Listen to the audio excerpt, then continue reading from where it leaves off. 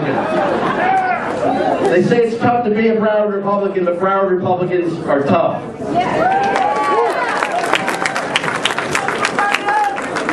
Governor Romney has a proven record of a large state with a very diverse population. Sounds like Florida, doesn't it?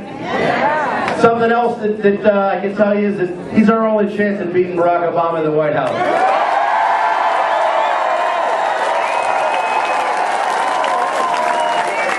We all know how important the state of Florida is going to be in taking the White House in November. So I ask you to tell everybody in Broward County as a registered Republican, there are 250,000 of us, to go out and vote on Tuesday. And make sure their vote is for Mitt Romney.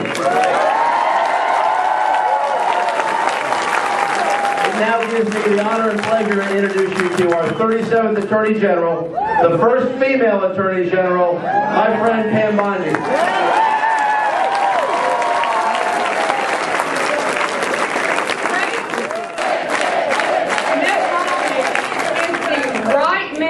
For America. He is an exemplary man of character who has been married to his wonderful wife Anne for 42 years. Thank you so much. Great to be here. Thank you, guys. Thank you. Thank you. Thank you. Well, those are some great people. Thank you, Commissioner, for welcoming me here. Attorney General Bondi, thank you for your comments and your support. She was one of the first Attorney Generals in the nation to get behind my effort, and I appreciate it very, very much.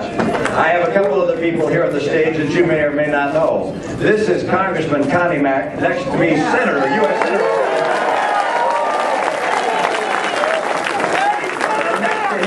Next to him is a Congresswoman from California, Mary Bono Mack, who happens to be his wife.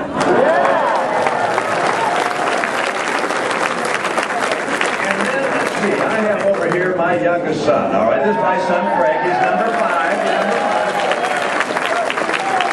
And this is his son down here. This is Parker.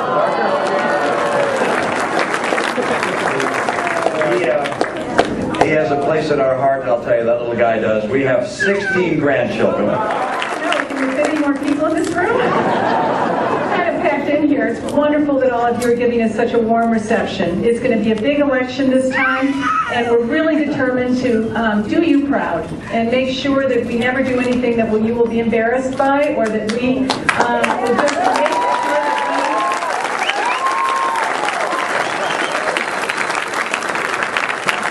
You know, I have been married to him for 42 years, and I have to say it wasn't easy raising boys. This one right here wasn't easy.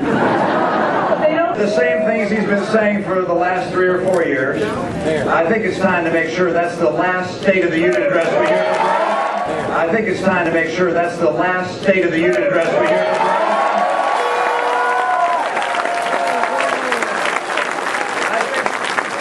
I think it's been a Groundhog Day presidency, where he keeps saying the same thing again and again and again. We keep waking up and we have the same problems day after day after day. High unemployment here in Florida, home values underwater, more foreclosures. You recognize that in Florida, 25% of all the foreclosures in the nation are right here in Florida? This president has not helped.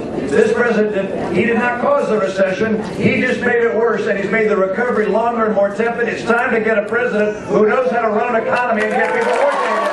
I know that politicians are fond of saying their election is an important one. I think this actually is an unusual time in America's history. I think it's one of those inflection points in our history where we're going to decide what direction America is going to go, and it will define what the world will be like and what our nation will be like over this century.